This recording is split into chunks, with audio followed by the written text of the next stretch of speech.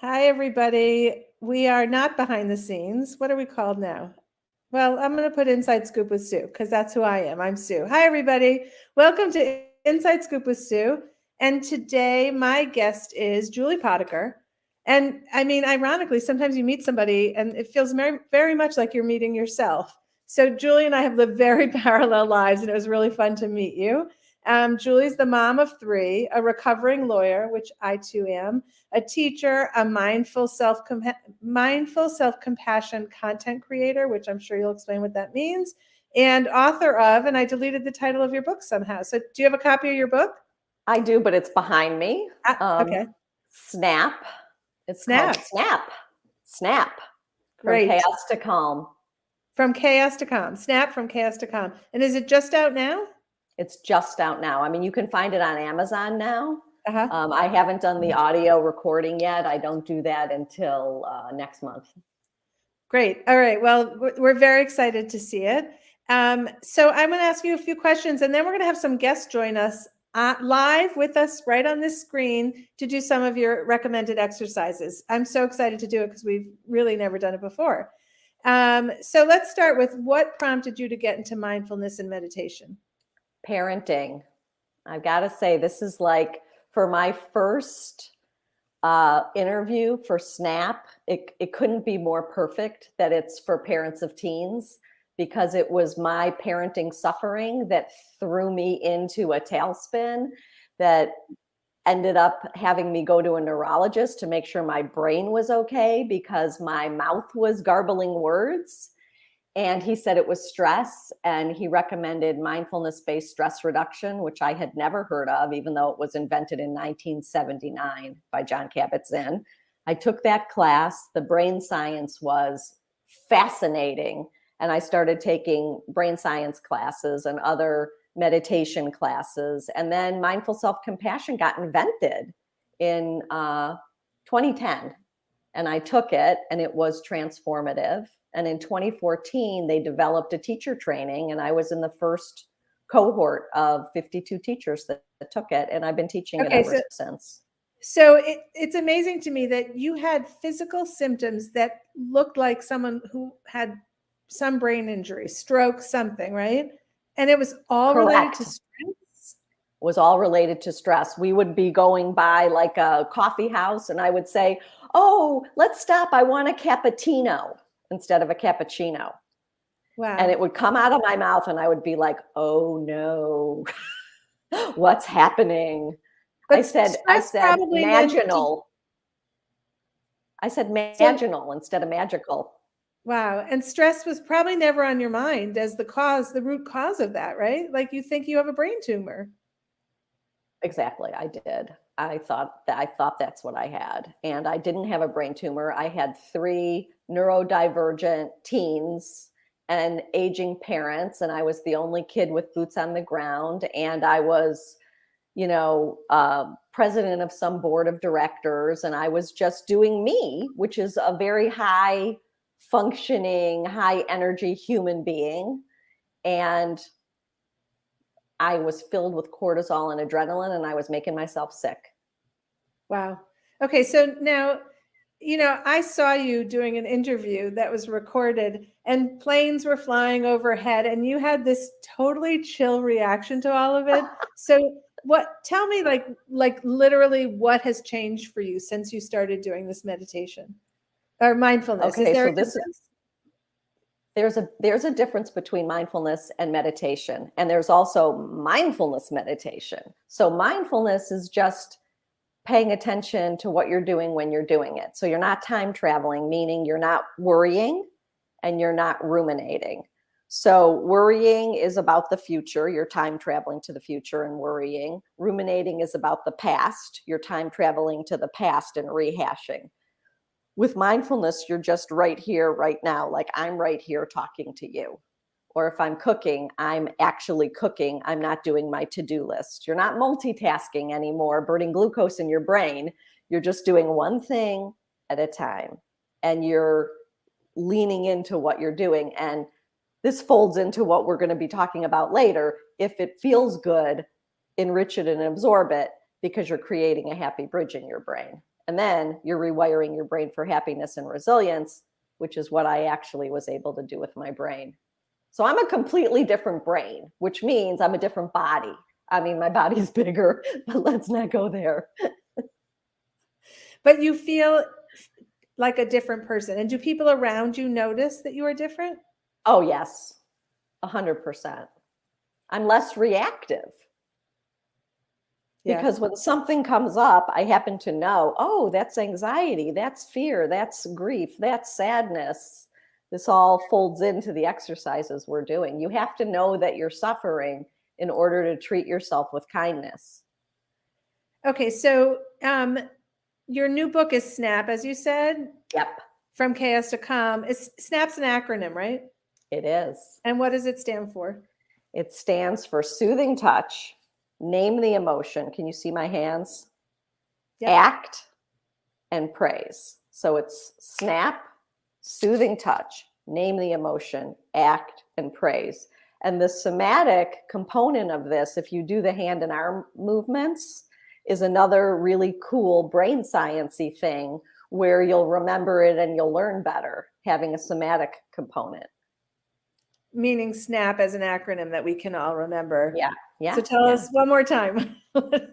Will you do it with me? I'll do it with you, but I'm going to look here because there's no chance I'm going to remember it. Oh yeah, I don't even have it written down. So you'll prompt me. I'll see if I can get there quickly. Okay. Snap your fingers. Yeah. Snap your fingers. Soothing touch. Soothing touch. Okay. And I'm going to take your people when they come on through soothing touch, because it might not be your heart. It might be your face or your belly. One of these places is going to feel good to you. Right. Yeah. So soothing touch, that down regulates the cortisol and adrenaline right there before you even can bring your front of your brain online. This starts the feel good hormones. Then it does. Then name it. Name it, right? Name it to tame it, feel it to heal it. Then the act is, what do you need to hear right now? And what are you going to do? And this is your toolbox. Think about it as the penumbral. This is your toolbox, right? Are you gonna call a friend? Are you gonna take a bath? Are you gonna, whatever it is at your disposal right then to shift your mood, right? And then praise, because good job, sweetheart, you got through that. Or praise your teachers or praise your deity. And do you find that you do those 4 things, like you have moved into a habit of doing those 4 things? I do them. So I mean, I don't actually have to snap my fingers because this is completely integrated in how I manage my nervous system. Okay, can you give us a story, a parenting story where this, like you could actually see yourself doing it differently and having the world around you also react differently because you handled it differently? Because I handled it differently. Well, I'll give you one. The other morning, because my daughter has COVID and she's upstairs and we're downstairs and I'm like shuttling food up and down the stairs. The other morning I said out loud to myself, when is this gonna end? And that kind of question isn't a great question, right? But it's very human to ask it. And so I said to myself, I said, sweetheart, honey, I get that you're asking that question. It's a silly question. I love you. What I'm hearing is you're exhausted and you're frustrated and you're feeling a little hopeless. And for that, I give you love. So this is like a self-talk I did for my own self, like I'm my own mother, right? And then I said, the facts on the ground are this is what's happening. What are you going to do about it? And so my things that I could do from my toolbox, I could cook because that brings me joy and it also gives us something to eat. And I could take the dogs for a walk around the block. So those are the 2 things I did. And I completely shifted my attitude and it made everybody in my world happy because I wasn't in a funk. So you literally are, if someone saw you, they would think there was something wrong because you're talking to yourself. Well, I was alone, but yeah. You don't have to do it out loud, but you're having a full relationship with yourself as a different person. I am being my own dear friend, which is mindful self-compassion. Treat yourself as you would treat your beloved. Okay. I mean, I this know is it's wacky. It's wacky. I call myself sweetheart and it makes me laugh. Okay. It's wacky. Like if you read or listen to my first book, it takes you through my entire mindful self-compassion journey. okay. And then I it's think not that's so weird. hysterical. No, but I want to try it. I'm gonna, when this is over, I'm gonna I don't know if I'm gonna be sweetheart to myself, but I'm gonna be a kind word to myself. I don't know what it's gonna be. I think that's great. Okay, so we have 2 people joining us who are here already. We might have more. So here's Franziska and Jessica. Oh, how fun is this? Hi, ladies. Yeah. And if anyone else comes in, I'll just add them in, but we're not going to wait for them because these 2 were punctual and we want to reward that. Absolutely. Do you guys both have teens? I do not. You do and you do not. Okay. All right. Well, Jessica was just barely out of being a teen. So and now we have Eka. Eka has grown out of teens, but has been with us for a very long time through growing the business. Oops, I just removed her inadvertently. Here she comes. And then Jessica is my friend who just kind of likes this stuff, and I knew she'd be up for it. Hi, everybody. Hi. I'm so happy to see you. I wish you were bigger. You're really little on my screen, but I can see your smiles. It's awesome. Yeah. Okay, so we're going to do like a super quick practice. I'm going to teach Snap for you. But the first thing before I do it, if you don't mind thinking, or if you have a pen and paper, just writing down a couple things that bring you joy. And if you're listening now, you could be doing the same exercise with yourself. It's really, it kind of changes your day right away. Even just the last time I talked to you, Julie.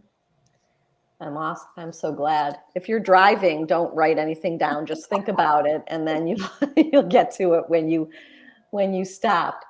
What gives us joy? Yep. What gives you joy? And it could be a soft pillow. It doesn't need to be, democracy. It doesn't need to be monumental. A cup of tea. A great song.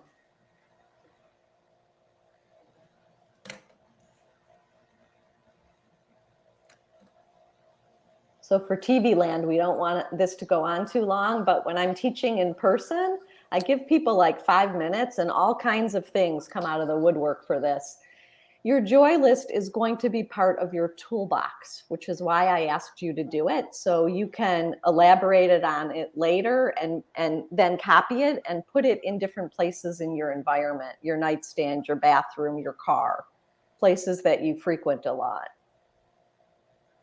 Now I'm going to teach soothing touch very quickly, and then I'm going to walk you through Snap. So this is like a Simon Says thing. Put one hand on your heart. Really feel the warmth of your hand on your heart. Now put your other hand there. So you've got both hands on your heart.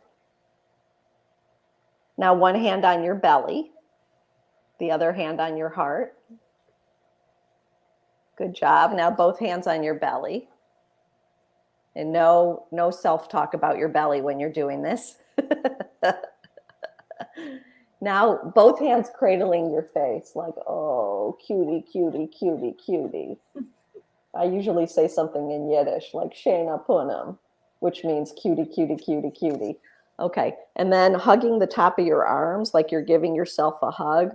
Oh, hello, welcome. We're just doing an exercise. Bear with us. So you're giving yourself a hug. And then put your hands on your thighs and just sort of like push down so that you're like really, you can feel sort of like you've got yourself there. And then the last one is hand in hand. And it can be like in your lap or in any way you want your hand in your hand. This is a really good one if you're in the workplace and you're with a group of people and anger or anxiety or fear or something else comes up and you don't want people to know that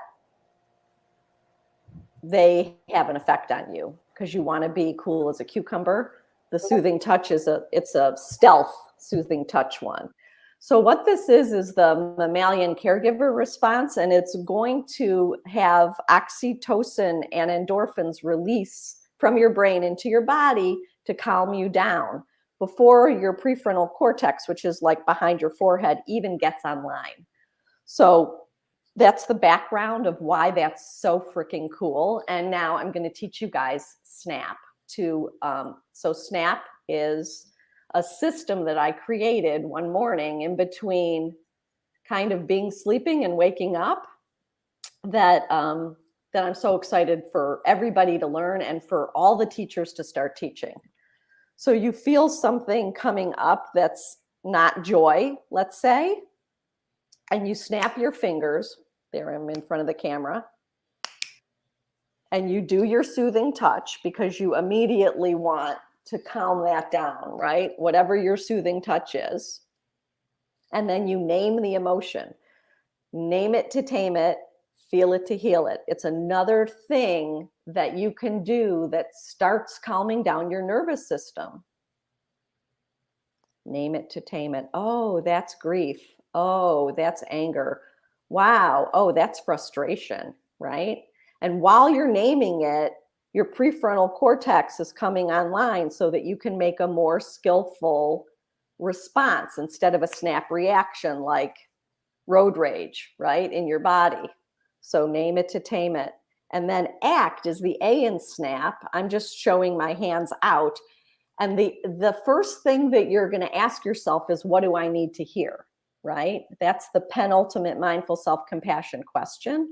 And then what do I need to do? And what do you need to hear? You tell yourself, oh, this too shall pass, or you've got this, or wow, that really does suck, but you've got this and you'll get through it and you're strong, or whatever self-talk that you need to hear, you tell yourself. And then what do you need to do? And what do you need to do is going to come from your joy list. That's why I asked you to write a joy list. So it's like, I need to call Sue. She'll make me feel better. I need to look out the window. I need to get outside. I need to get my ass in the bathtub. I need to, whatever it is that you have at your disposal to shift your mood, that is what you do. And then the P for in SNAP is praise. And I happen to be sort of like, I think our superpower is our choice. So the praise for me is really good job, Julie. You really snapped out of it. And then I can thank my teachers, the mindful self-compassion teachers. I can thank Rick Hansen for experience-dependent neuroplasticity training and all his good work and his mentorship. If I was a God, Jesus, Buddha, Allah person, I could thank them. So that's SNAP. Snap out of it, sisters. Okay, I love that. You also named all of my joy. What did you call them? Joy list. Joy list. Did anybody else have those things on their joy list? Jessica did. I also wanted to look at my birds. That's always what I do.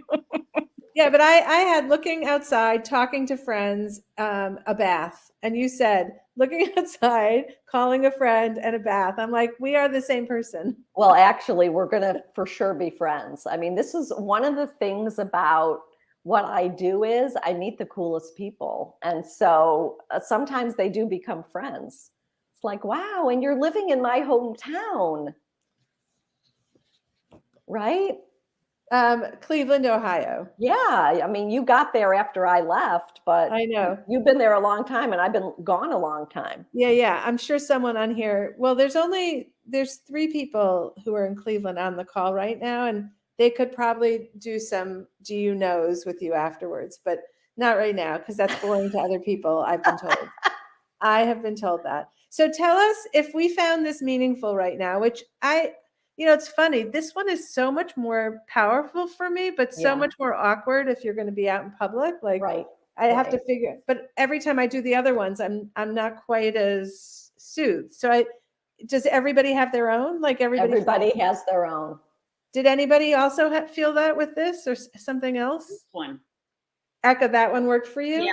You know, That's a good one because you can do that anywhere. right. And plus, it started off, Julie, I felt like it started off as clenching, Uh-huh. and then it turned soothing. But Oh, the first that's- reaction, like you said, like you do it when something stresses you out, like at work, and the first thing you do is almost like clench. I used to do it this way, and I would have marks in my hands, Uh-huh. my fingernails. But this way, it starts off as a clench, but then it does become calming. Ah, that sounded like an exhale to me. That's great. That's great. And you're body aware. The fact that you noticed that it was clenching and then noticed that it was soothing means you're going to be, this is going to be so easy for you because you're already body aware. Did anybody else have a different one that worked for them? And Jessica, I'm so sorry, but you're behind our logo now. So good. I could just remove the logo temporarily. feel Yeah, like- do that. Take the logo off. That's so sweet. It's like better me than anyone. There you go. Oh, good. Okay, did I think- anybody have a different one of the options that they found soothing? I think for me it was definitely the hand on the heart, and I know it would, well, if I would feel worse, I don't feel it bad right now, but that I would hug myself. And that is like, I cannot sleep without a blanket. I often have like a shawl or a cardigan or something like, I know that is like a soothing kind of shell for me. So yeah, it didn't surprise me, but I would not necessarily generally just hug myself or even think about it, you know? Right. So, in the wild, they figured this out. And if you think about it, when an infant cries out and it gets picked up by an adult and they say, "Oh, baby, baby," what happens is the oxytocin and endorphins get released in the adult and in the infant. And that's what makes it soothing. That's why it's called the mammalian caregiver response. So what's so cool is that we can do that for ourselves. Okay, so I'm gonna say that Julie, I didn't know you before you did this, but I have a sense that there's a calm about you that you didn't have before. So if we're here today, and this was really significant for us, what are next steps for us? Well, I think meditating would be a good next step. Listening to guided meditations. There's hundreds of them. There's actually hundreds of thousands on Insight Timer, which is free. But also, don't you have some, right? Oh yeah, I have Balanced Mind with Julie Potiker, and I love those. And if you like poetry, you'll get a poem at the end of each one. And there's over 100 of those too. Balanced Mind with Julie Potiker, and that's free. You could go to my website. My website has like a library in it of other people's books, their websites, my books. I'd practice breathing, exhaling longer than your inhale because it lowers your heart rate and your blood pressure. That'll be one of your things in your toolbox. I practice mindful walking, mindful eating, letting music move you. Anytime you're doing something that you're paying attention to what you're doing when you're doing it is a mindfulness and daily life activity. And that all ends up as brain health. All right. Well, guys, it was really fun having you on today. I really appreciate that you came on. And Julie Potiker, thank you so much for being here with us. It was really, I do have a sense of calm that I didn't have going into this. So I really appreciate it. Thank you. My pleasure. It was fun.